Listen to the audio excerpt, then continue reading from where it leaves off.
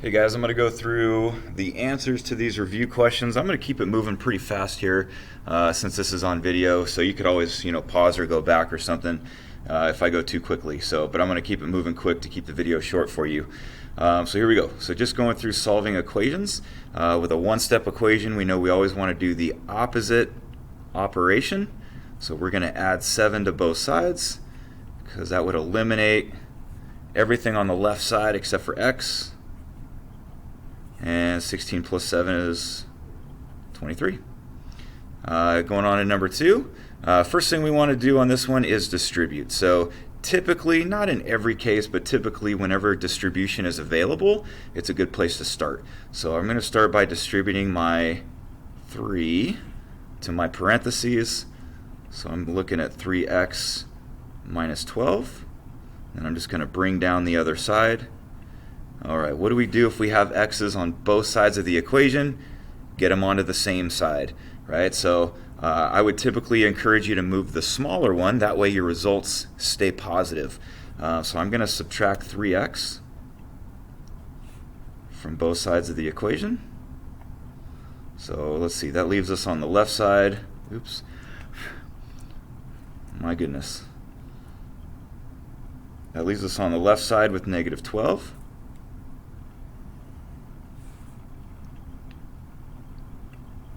And on the right side, we're down to 17x. And then now I'm back to solving my one-step equation. Opposite operation, this is 17 times x. So we're going to divide both sides by 17. So on the right side, those guys cancel. I'm left with just my x. And on the left side, I always want to simplify as much as I can, but there's really no way to simplify a fraction like this. So we're just going to leave it like this as our answer. Whenever we run into fractions when we're solving equations, remember the rule is we're going to multiply both sides by the reciprocal. So right now I'm looking at 3/5. We're going to multiply both sides by 5/3. That 3 is a little in my way, but that's okay. So I'm going to multiply both sides by 5/3. Remember, the whole point of doing that is so that these guys now cancel, right? Because the 5s would cancel, my 3s cancel, and I'm left with just the x. On the right side, we multiply fractions straight across. So think of this as negative 8 over 1. I'm just going to multiply straight across. So that gives me a negative 40 on top. And 1 times 3 is 3 on bottom. And again, if you could simplify this, you should definitely do that, but that cannot be reduced. So we're going to leave it just like that. All right, going into some work with radicals. We're going to do quite a bit of work with radicals this year, so this is really important. First thing we're going to do on this is multiply. So 6 times 15 is 90. I think I'm saying that right. So how do we simplify the square root of 90? There's a couple different ways you can do this. I'm going to give you my method for doing it, which is a factor tree. I know that's a really popular way of doing it, so I'm guessing a lot of you have seen it done this way in the past. A factor tree means we're going to break down 90 into what we call prime factors. So any two numbers that multiply to be 90. Let's just start with 9 and 10. That's probably what most people would think of. 9 can break down into 3 times 3. 10 can break down into 2 times 5. And all of these are prime numbers, which means we're done. Those are the prime factors of 90. What we are looking for, if I take my prime factors of 90, is pairs. Because remember, a square root means a number times itself. Right? So anywhere you have a number times itself, that's a winning number that gets to leave the radical. So since I have a pair of 3's, the number 3 gets to leave the radical. And anything that's left over has to stay behind. So I got a 2 and a 5, so in other words, 10 has to stay behind. Guys, anytime you are either taking out multiple numbers or leaving behind multiple numbers, they always get multiplied together. So just for a quick example, if I had a pair of 3's and I had a pair of 2's, I'd end up with 6 on the outside. All right, slope of the line. How do we find slope of a line? So we do have a formula. This says y minus y over x minus x. So for my slope, I'm going to do the difference in my y values on top, negative 6 minus 5. And I'm going to do the difference in my x's on bottom, 2 minus 4. Does not matter which numbers go first as long as you are consistent. If you're going to put this y first, then you got to put this x first on bottom. If we clean this up, I get this. And again, you always want to simplify this as much as you can. For example, a negative divided by a negative is positive. So the best way to write that answer would be 11 over 2. The distance, we do have a distance formula. I'll just write it out really quick. We do use this quite a bit in geometry. So it is the difference in your x's squared plus the difference in your y's squared. And they're all under the big radical, right? So we're going to put the x's here, the y's here. So I got a 2 and a 4 going in for this.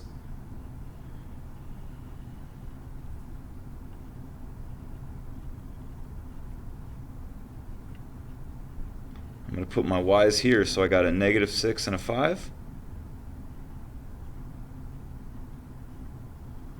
So there's what it looks like with the numbers subbed in. All I'm going to do is clean up. Think of PEMDAS, you got to do parentheses first, then exponents, then addition. We do the radical at the very end. So 2 minus 4 is negative 2. Negative 2 squared is 4. These guys give us negative 11 squared, which is 121. So I'm looking at the square root of 125. And again, we can simplify this the same way that we did over here. So if I was asked to leave this in simplest radical form, by the way, this is simplest radical form, then we would break this down using prime factors. Let's see. What makes 125? I know that 5 times 25 makes 125. And then this breaks down into 5 times 5. I'm going to write my prime factors over here. So based on my factor tree, these are the prime factors of 125. And you can check it. Multiply those together, you get 125. And they're all prime numbers. So again, remember, I'm looking for pairs. So if I have a pair of 5s, 5 gets to leave the radical. Anything that doesn't have a partner has to stay under the radical. Let's go to multiplication. We know this oftentimes as FOIL, or maybe you've heard it as double distribution. I'm going to take that 2x and distribute that first. So 2x times x is 2x squared. 2x times 4 is 8x. And then now I'm going to distribute the negative 7. Negative 7 times x is negative 7x. Negative 7 times 4 is negative 28. And then the last thing I want to do is combine like terms. 8x minus 7x is 1x. So we're going to write the final answer as 2x squared plus x minus 28. All right, how about factoring? With factoring, we're doing the opposite of this. So I am looking now for two numbers that multiply to be negative 36, but would add to be positive 9. So let's see, if we did 3 and 12. So I'm going to take a negative 3 times positive 12, because those numbers multiply to be negative 36, but if I add them together, I get positive 9. So I know those are my winning numbers. I want to write them to look like this as factors.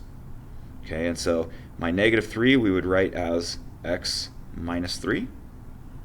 My positive 12 I would write as x plus 12. And those are my factors. One of the rules that we run into in algebra is you can't leave radicals on bottom of a fraction.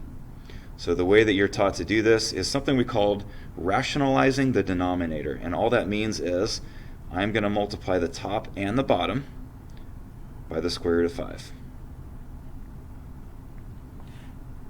I'm going to multiply straight across. 7 times the square root of 5 is 7 radical 5. Guys, one thing you got to keep in mind is you can't mix and match here. He's not a radical, he is. They have to stay separate. Okay? If they're both radicals like these ones are, then you can combine them together. So radical 5 times radical 5 would be radical 25, which we can simplify. We know the square root of 25 is simply 5. So what we have here is the exact same value that we started with. It's just in a different form where there's no more radical on bottom. If you put this into a calculator and this into a calculator, you would get the exact same answer, the same decimal. They're just written in two different forms. This is the acceptable form because it doesn't have a radical on bottom. All right, how do we graph a line? Going back to y equals mx plus b.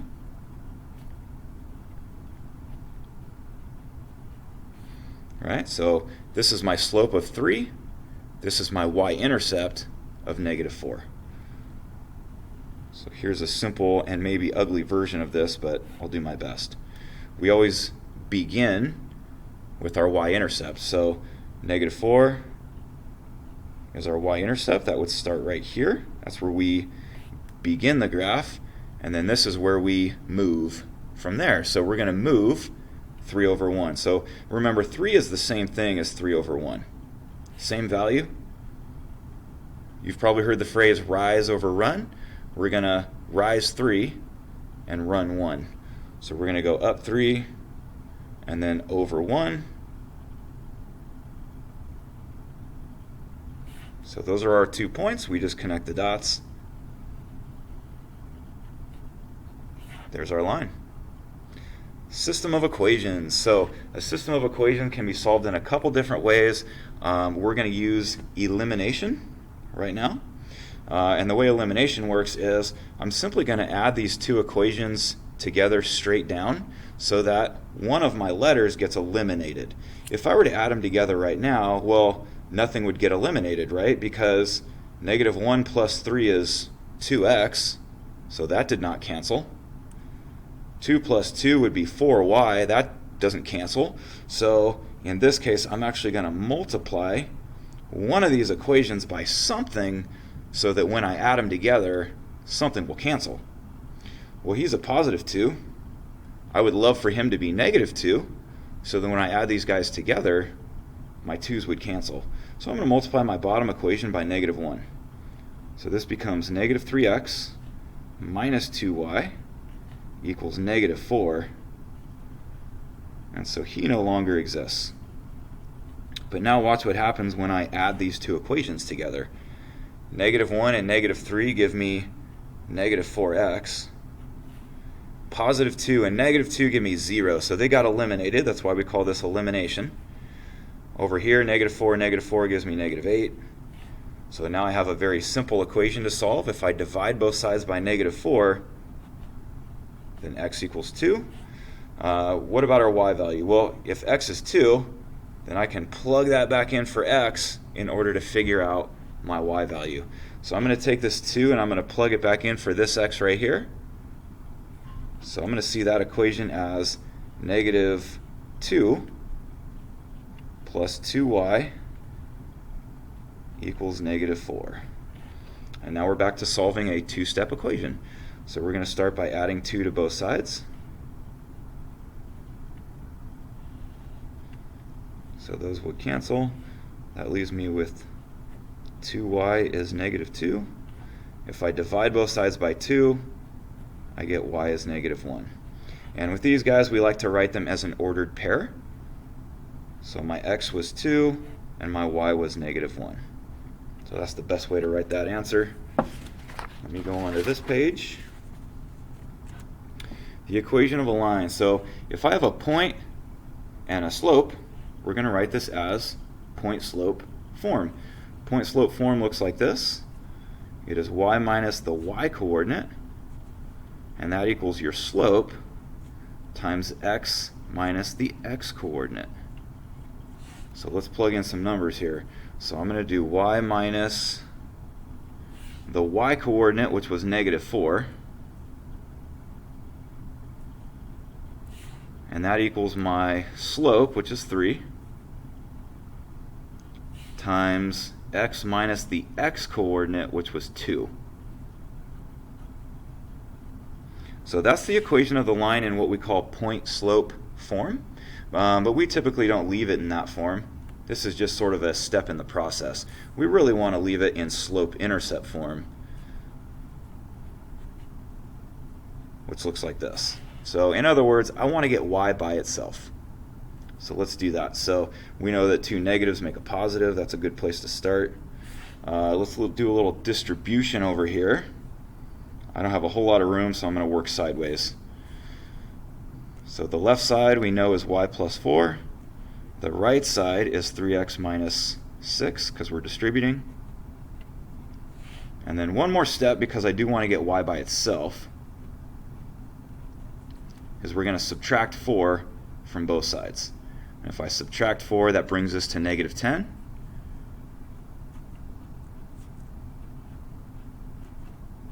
And that's the way that we want to write our answer. Find the slope of this line here. So you remember the whole rise over run thing. So let's just identify two obvious points on this line. There's an obvious point and there's an obvious point. So we always want to work to the right, right?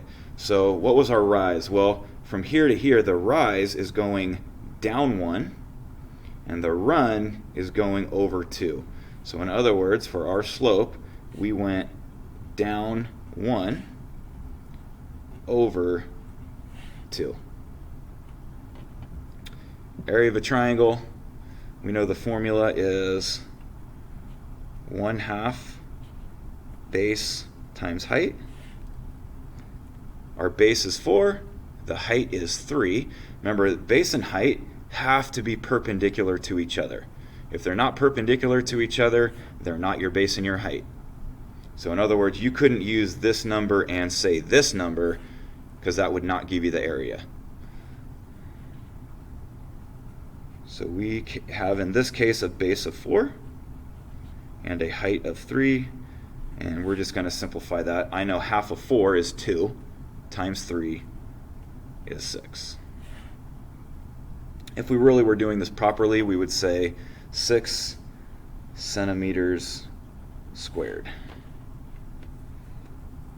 Hypotenuse, little Pythagorean theorem. You guys learned this last year, that a squared plus b squared equals c squared. Guys, by the way, C is your hypotenuse. A and B are the two legs of that triangle. The two legs are the ones that make the right angle. It doesn't matter which one is A and which one is B, as long as you recognize that your hypotenuse is C. We're going to put an X here, just so we have a letter. So A squared plus B squared equals C squared. Let's do a little cleanup. 12 squared is 144. 5 squared is 25. Combine like terms. And the last thing we do, remember, it's always the opposite operation. So what is the opposite of squaring something? It would be to square root. So that gives us just the x over here, and the square root of 169 is 13. All right, last couple. Same thing, Pythagorean theorem. This is a right triangle. Again, same formula. I'm going to say a squared plus b squared equals c squared. Let's do a little cleanup on this. Oops. If I subtract 16 from both sides, I have x squared equals, what would that be, 48? Again, I'm going to square root both sides to get x by itself. So x equals the square root of 48. you may very well be asked to simplify that radical, so let's practice that again. Remember, you can use a factor tree to simplify a radical. So pick any two numbers that make 48. I'm just going to say 2 times 24. 2 is already prime, so let's just break down this. Maybe 4 and 6. This becomes 2 and 2. This becomes 2 and 3. One thing I would always encourage you guys to do if you're doing a factor tree is to line up your prime factors side by side in order. So in other words, I have 4 2's, 1, 2, 3, 4, and a 3. Again, these are all prime numbers. If you multiply them together, you get 48, so that's how you know you did it right. We're looking for pairs. I get to take out a 2. I get to take out another 2, so I actually have 4 on the outside. And he didn't have a partner, so he has to stay under the radical. When you simplify a process like this with exponents, the rule is in division we subtract the exponents. So I'm looking at 7 minus 3, which gives me x to the 4th. And then last one that we're going to do is solve a proportion. We use something called cross multiplying, which means I'm going to multiply those together, and I'm going to multiply those together. Sometimes I've heard teachers call this the butterfly. You can see why. They even put little cool little things on there. Okay, so if I cross multiply, on one side of my equation I have 4 times 3. On the other side of my equation I have 2 times x minus 6.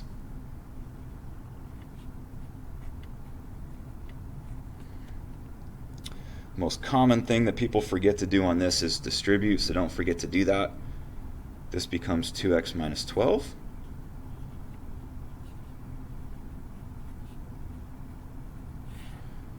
Solving the equation, let's add 12 to both sides.